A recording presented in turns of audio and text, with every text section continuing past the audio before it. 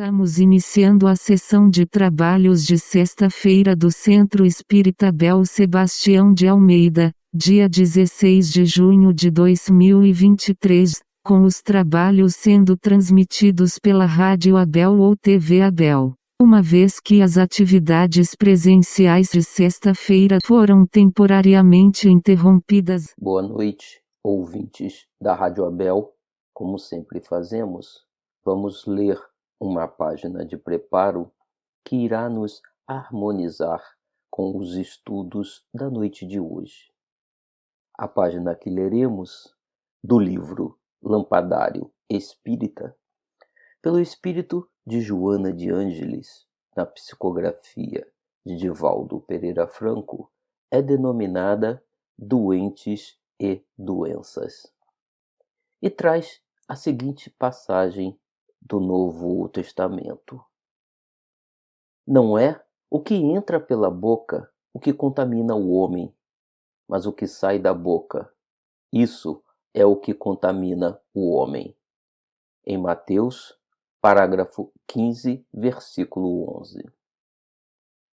E Joana de Ângeles nos diz: por enquanto, estamos todos doentes, conduzindo conosco doenças aflitivas que nos apraz cultivar. Doentes, porque, perseverando no egoísmo, mantemos os germes destruidores que se chamam ira, vaidade, paixão. Doentes, porque nos comprazemos, quando feridos, em também ferir. Angustiados, desferir dados de mau humor, aflitos, espalhar inquietações. Doentes, porque, clareados pela fé nobre e pura, racional e dinâmica, a espraiar-se da doutrina espírita, povoamos a mente de sonhos ilusórios e esquecemos os deveres primaciais da sublimação interior com o firme propósito de melhoria incessante. Doentes, porque conservamos azedume, cultivamos maledicências, atendemos apelos pouco dignificantes. Doentes, porque não sabemos, enfermos e ignorantes que somos, aproveitar o tempo de que dispomos, valorizando as oportunidades que nos são oferecidas. Portanto, doenças sim, de variada nomenclatura, porque, amando, impomos condições ao amor. Amados, contaminamos de aflições quem nos ama. Servindo, desejamos servir como nos agrada. Servidos, alegamos ineficiência do serviço. Alegres, esperamos que todos se alegrem conosco. Tristes, gostamos que os demais participem da nossa tristeza, normalmente injustificável, e, nas alegrias e tristezas de outrem, atribuímo-nos o direito de viver a própria vida. Somos espíritos doentes em tratamento difícil, por agradar-nos a condição de infelicidade que nos é a tônica favorita. Todavia, Jesus é o médico divino e a sua doutrina é o medicamento eficaz de que nos podemos utilizar com resultados imediatos.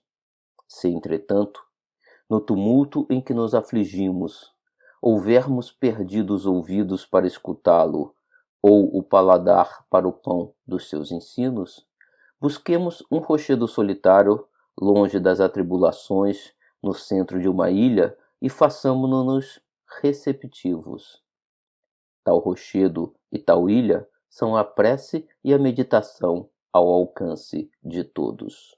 Lá, o esculápio celeste dir-nos-á outra vez com a mesma segurança de outrora: seja o que for que peçais na prece, crede que o obtereis, e concedido vos será o que pedirdes. Em Marcos, capítulo 11, versículo 24. Que tenhamos todos uma boa noite e uma excelente palestra. Olá, amigas e amigos, ouvintes da Rádio Abel. assistentes da TV Abel. Aqui estamos mais uma vez, com alegria, para juntos aprendermos um pouco mais de onde viemos, por que estamos aqui e para onde vamos após a morte desse corpo que hoje habitamos e que nos foi emprestado por Deus. Com a ajuda dos esclarecimentos libertadores da consoladora doutrina espírita que professamos, que tem Jesus Cristo como modelo e guia e tem como seu codificador o nosso querido Allan Kardec. Que Deus nos abençoe e que o Mestre Jesus, irmão amigo de todas as horas, nos ajude e ampare, e que esses ensinamentos de Jesus sirvam de exemplos e vibrem com toda a força em nosso interior, nos ajudando na transformação dos nossos pensamentos, sentimentos, olhares e atitudes. Que assim seja.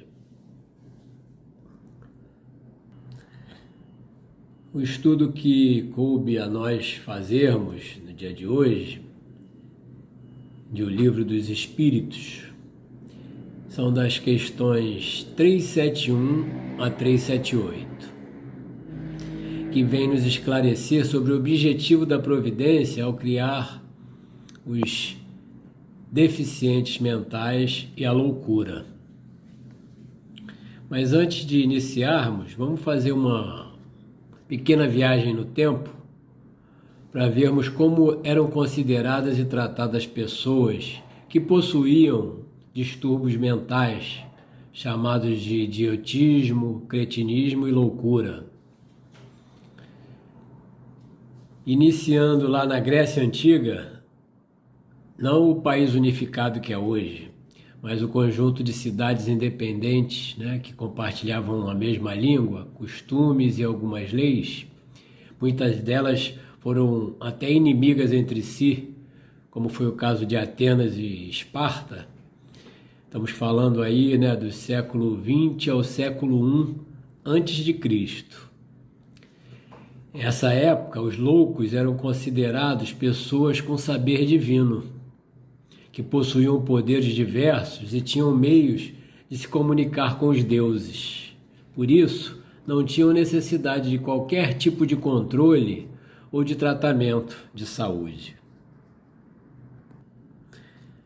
E o tempo passou e já na Idade Média, que corresponde ali entre o século V e o século XV, doenças mentais passam de dom divino para ser visto como castigo de Deus.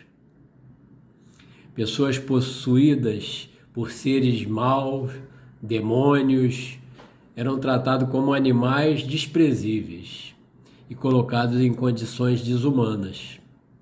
Recebiam terapia de choque, lobotomia e até mesmo sentença de morte. E a lobotomia, essa cirurgia que era feita ligando os lóbulos do cérebro, sem qualquer aprovação das famílias. Eram impostas esse tipo de atitude, infelizmente. E como a vida vem em ondas como o mar, como diz a música, do cancioneiro popular, felizmente, na atualidade, são entendidos o idiotismo, loucura e cretinismo da seguinte forma. O idiotismo é um transtorno cognitivo no qual aquele que é cometido tem dificuldade em conseguir se relacionar com as próprias ideias, com as dos outros. Já a loucura é entendida por alguns como uma noção que está relacionada com um desequilíbrio mental que se manifesta numa percepção distorcida da realidade, na perda do autocontrole, em alucinações, em comportamentos absurdos ou que não se justificam. A loucura caracteriza-se pelo afastamento do indivíduo de seu modo habitual de pensar e agir, segundo a Wikipédia. Já o que é classificado como cretinismo é uma deficiência mental causada pelo hipotireoidismo congênito durante o desenvolvimento do recém-nascido. Nesse período, a ausência do hormônio tiroxina atrapalha o amadurecimento cerebral. Então temos aí, com o passar do tempo, várias interpretações a respeito das dificuldades mentais que alguns de nossos irmãos trazem, ou adquirem. E aí fica a indagação, de nós que cremos num Deus soberanamente justo, soberanamente amoroso, soberanamente bom. Por que esse pai escolheria aleatoriamente uns de seus filhos para terem esse tipo de dificuldade para atravessar uma encarnação, se isso não fosse por uma causa justa e também para que esse irmão, fosse beneficiado de alguma forma? Sem o esclarecimento, que a doutrina espírita nos traz a respeito de que nós somos espíritos, eternos, e que estamos aqui nesse planetinha, escola e prisão, por merecermos, pela nossa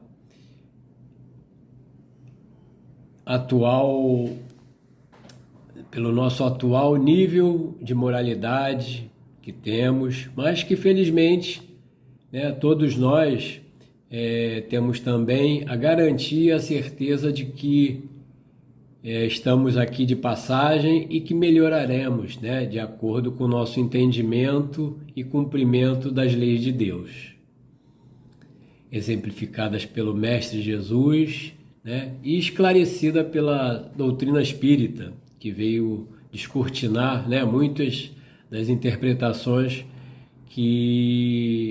das lições que Jesus nos deixou, E quando a gente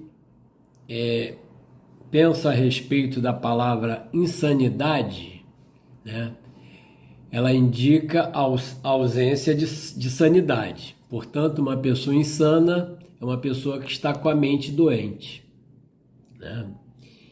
E aí nos remete a um pensamento de um daqueles espíritos de maior inteligência que já estiveram aqui pelo planeta Terra,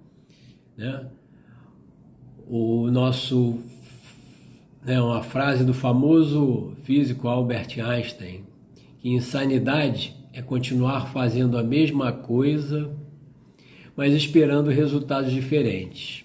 Ou seja, loucura, é a gente querer que venham a acontecer em nossas vidas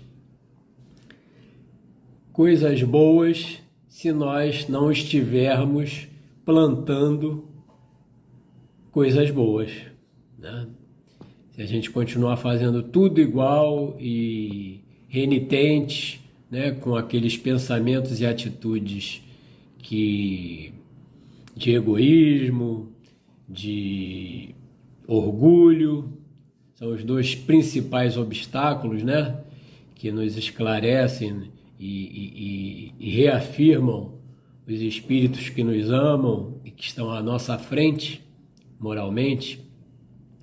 Então, no momento em que nós adquirirmos a consciência plena de que essa modificação, essa reforma íntima é o que mais necessitamos, e aí começaremos, a ver melhores resultados para tudo aquilo que a gente faz. O consolo se dá, o coração acalma, a consciência fica mais tranquila e os dias vão melhorando. Porque, afinal de contas, quando temos certeza da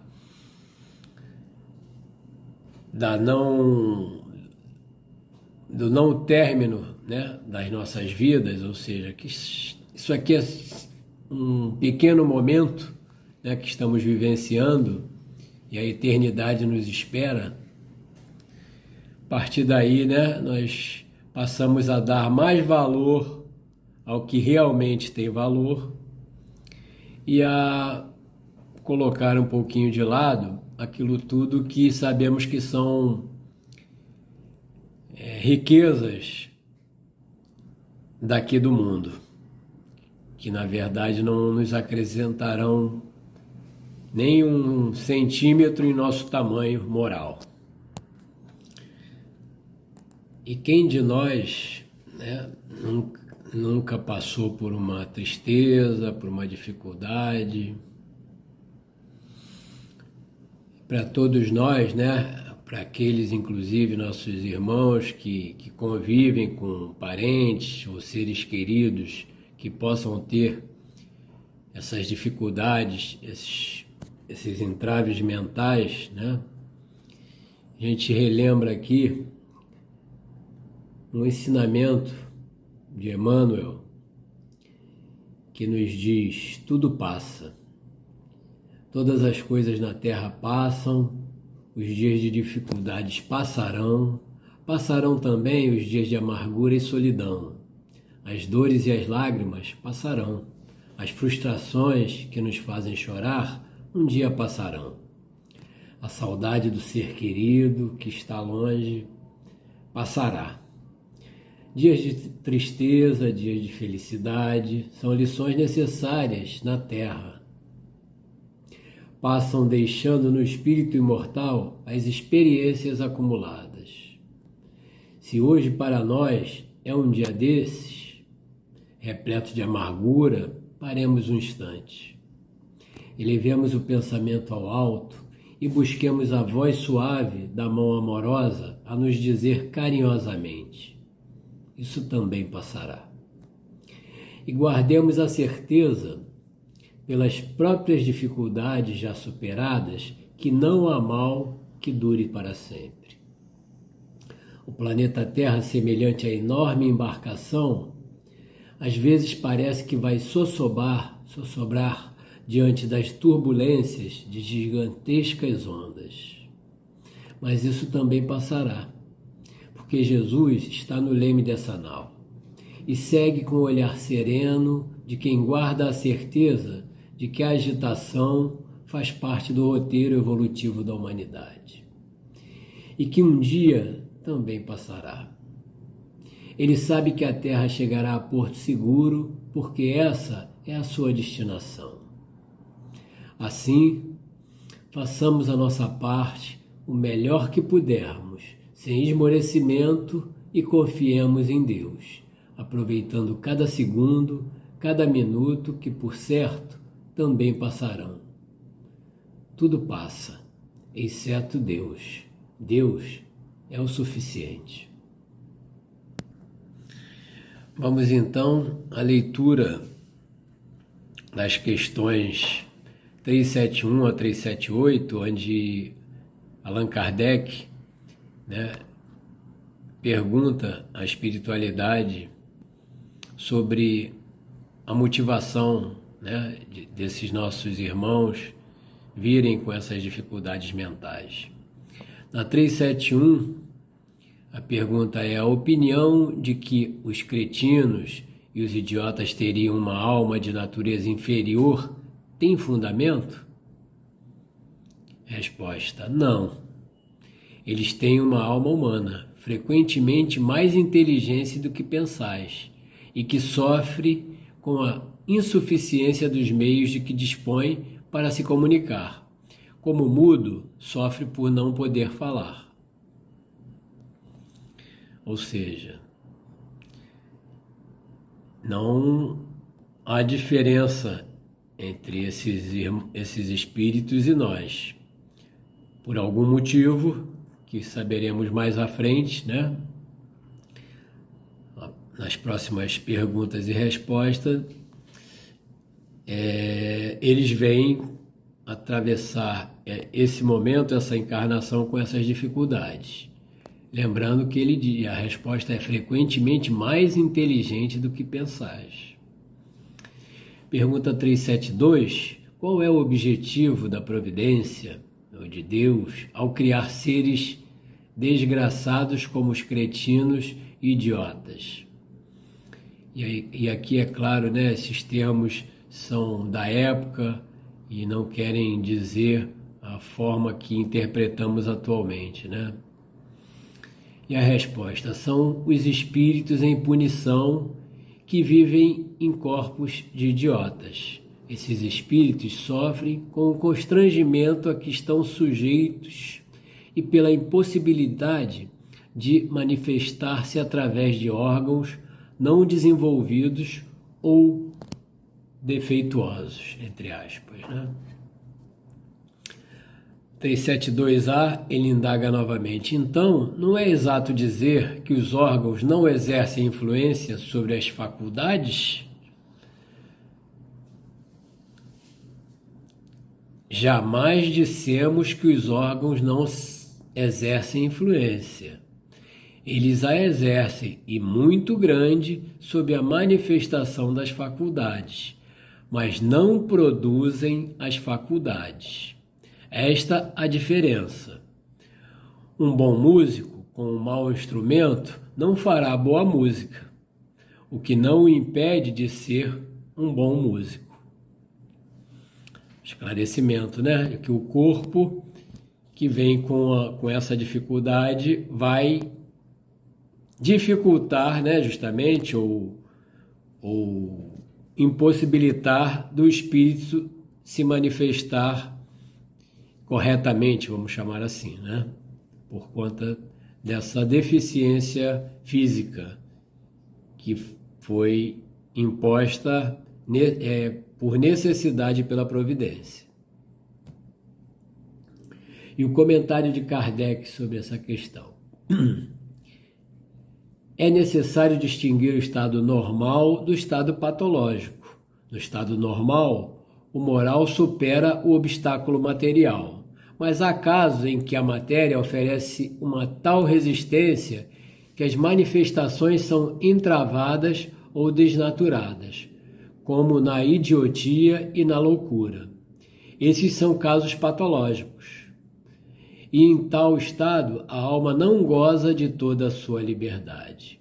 A própria lei humana a isenta da responsabilidade dos seus atos. É verdade, né? Nós sabemos que atitudes, né, tomadas por pessoas com deficiência mental, até pela lei dos homens, são isentadas de suas responsabilidades por conta dessa, vamos chamar assim, insanidade. 373. Qual o mérito da existência para seres que, como os idiotas e os cretinos, não podendo fazer o bem nem o mal, não podem progredir? É uma expiação imposta ao abuso que tenham feito de certas faculdades. É um tempo de suspensão. Pois é, minha gente, aqui a gente lembrando, né, que muitas vezes nós, ao avaliarmos ou ao verificarmos que, principalmente, vamos chamar aqui os nossos políticos ou pessoas com grande poder e influência, os ditadores, né, fazem multidões e povos aí a sofrerem quando deveriam estar trabalhando em prol do bem-estar dessas populações. E aí, muitas das vezes nós pensamos, como pode, né, Deus permitir que dessa forma essas pessoas ajam e passem impunemente, pensamos nós, muitas vezes, né, ou passem, né, como nós verificamos, né, até aqueles mesmo que de alguma forma foram presos, mas através das leis humanas, de falhas nas leis humanas, acabam por não cumprirem toda a pena que foi imposta, E aí, muitas das vezes, né, os incrédulos podem pensar: e aí, Deus, você está beneficiando, né, um ser que tanto mal fez, como é que pode isso? Vem aí mais uma vez, né, a prova de que a reencarnação, né, acontecerá para todos nós. E de acordo, né, com o que nós tivermos plantado. A lei, né, o plantio é livre, mas a colheita é obrigatória, como disse Jesus. Então, essa resposta também está afirmado isso, né? 373A. Um corpo de idiota pode então encerrar um espírito que tivesse animado um homem de gênio numa existência procedente? Olha aí. E a resposta é: sim. O gênio torna-se às vezes uma desgraça quando dele se abusa. Pois é. E o comentário de Kardec: a superioridade moral não está sempre na razão da superioridade intelectual. E os maiores gênios podem ter muito a expiar. Daí resulta frequentemente para eles uma existência inferior às que já tenham vivido, que é uma causa de sofrimento. Os entraves que o espírito prova em suas manifestações são para ele como as cadeias que constrangem os movimentos de um homem vigoroso. Pode-se dizer que os cretinos e os idiotas são estropiados do cérebro, como o coxo o é das pernas e o cego dos olhos. É um momento de resgate, né? Cada um de nós. Pergunta 374. O idiota no estado de espírito tem consciência do seu estado mental? Sim, muito frequentemente. Compreende-se que as cadeias que embaraçam o seu desenvolvimento são uma prova e uma expiação. Imagina como não deve ser, né? Para nós, quando passamos por essas provas e expiações. O espírito tendo consciência de que dessas dificuldades e reconhecendo, né, que foram por ele próprio, né, causadas.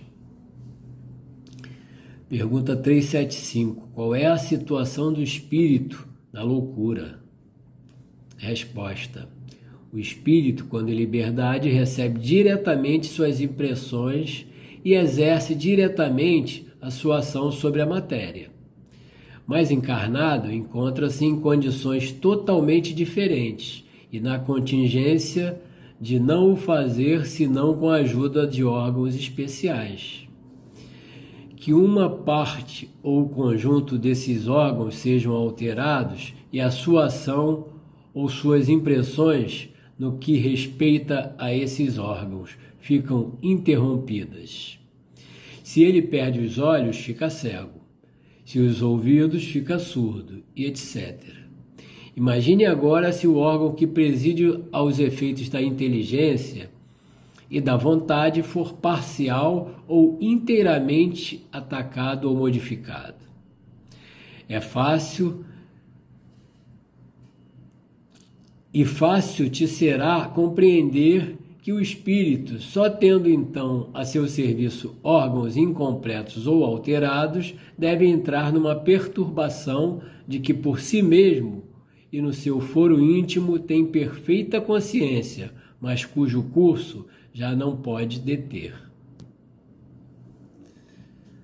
É isso. E ele continua perguntando na 375A. É então sempre o corpo e não o espírito o desorganizado? E a resposta, sim, Mas é necessário não perder de vista que, da mesma maneira que o espírito age sobre a matéria, esta reage sobre ele numa certa medida. E que o espírito pode encontrar-se momentaneamente impressionado pela alteração dos órgãos através dos quais se manifesta e recebe as suas impressões. Pode acontecer que, com o tempo, quando a loucura durou bastante, a repetição dos mesmos atos acabe por exercer sobre o espírito uma influência da qual ele não se livrará senão depois de sua completa separação de toda a impressão material.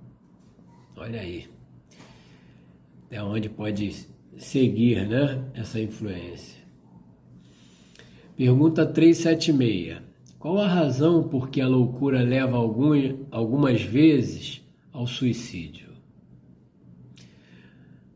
O espírito sofre pelo constrangimento a que está submetido e pela impotência de manifestar-se livremente. Por isso, busca libertar-se por intermédio da morte. E aí a gente sabe, né, que aí ele acaba se comprometendo ainda mais se o fizer, né, se cometer o suicídio. 377. Após a morte, o espírito se ressente da perturbação de suas faculdades? Resposta. Ele pode ressentir-se durante algum tempo, até que esteja completamente desligado da matéria. Como o homem que, ao acordar, se ressente por algum tempo da perturbação em que o sono o mergulhara.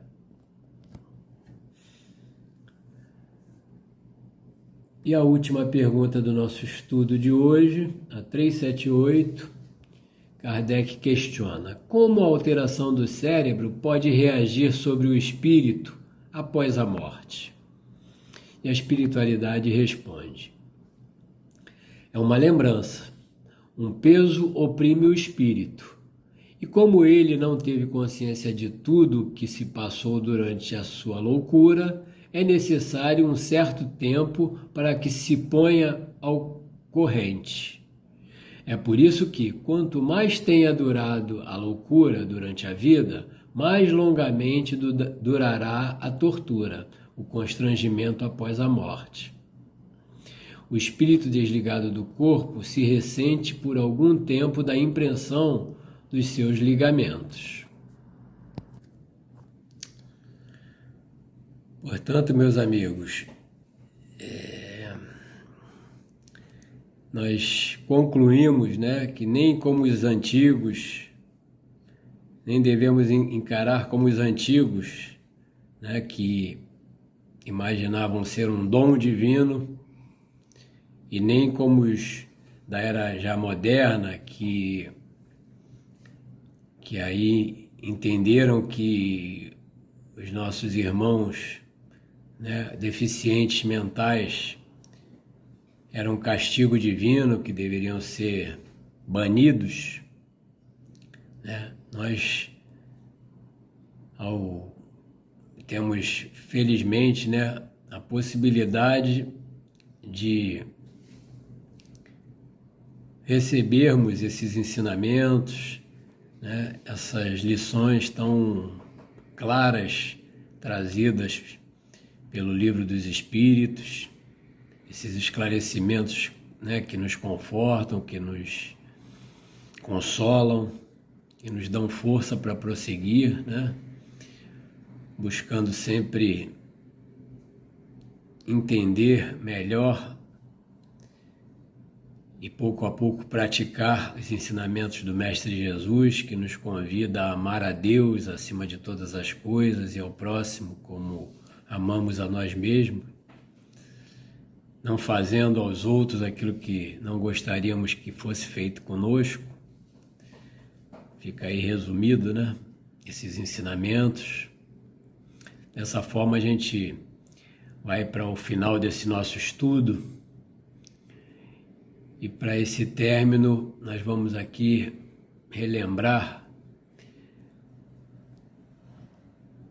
o prece trazida pelo nosso amigo, querido irmão Chico Xavier, que nos convida, que tem o tema, né, de não fujas à luta.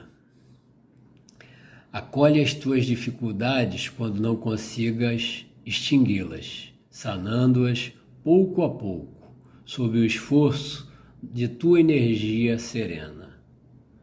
Não fujas à luta que a vida te propõe, na intimidade de ti mesmo e atendendo ao trabalho do dia a dia.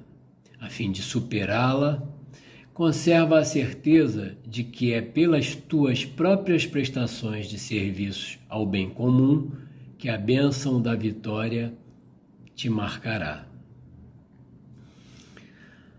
Que Deus de infinito amor e bondade abençoe a todos e até a próxima.